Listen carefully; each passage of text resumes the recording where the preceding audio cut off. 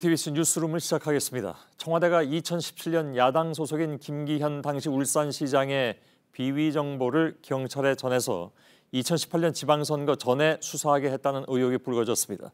청와대 민정수석실은 행정부 고위공직자는 감찰할 수 있지만 선출직은 감찰 대상이 아닙니다.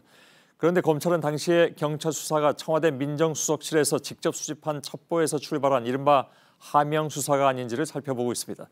경찰이 수사 진행 상황을 여러 차례 청와대에 보고한 사실도 확인됐습니다. 반면에 청와대는 외부에서 접수된 비위 첩보를 정상적인 절차에 따라서 관련 기관에 이첩한 것이기 때문에 하명 수사는 사실 무근이라고 밝혔습니다. 박병현 기자입니다.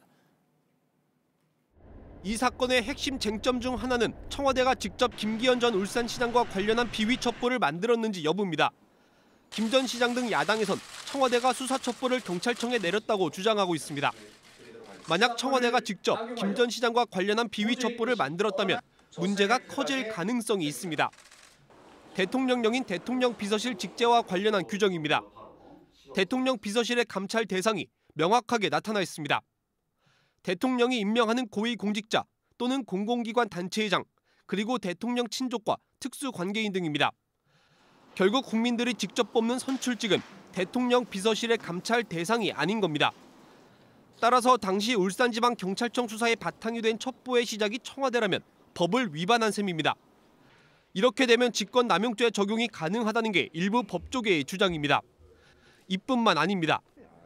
청와대 소속 직원들은 별정직 공무원이거나 정무직 공무원 등 모두 공무원 신분입니다.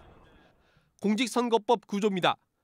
공무원이 정치적인 중립을 지켜야 한다는 규정이 적혀 있습니다. 검찰이 주목하는 건 청와대에서 첩보가 내려졌다고 알려진 시점입니다. 검찰은 2017년 10월 청와대 민정수석실에서 만들어진 첩보가 경찰청에 전달됐다고 의심하고 있습니다. 이듬해 3월 울산지방청은 김 전 시장 비서실 등을 압수수색하며 강제 수사에 나섰습니다. 그해 6월에 이뤄진 지방선거를 석 달 앞둔 시점인 겁니다.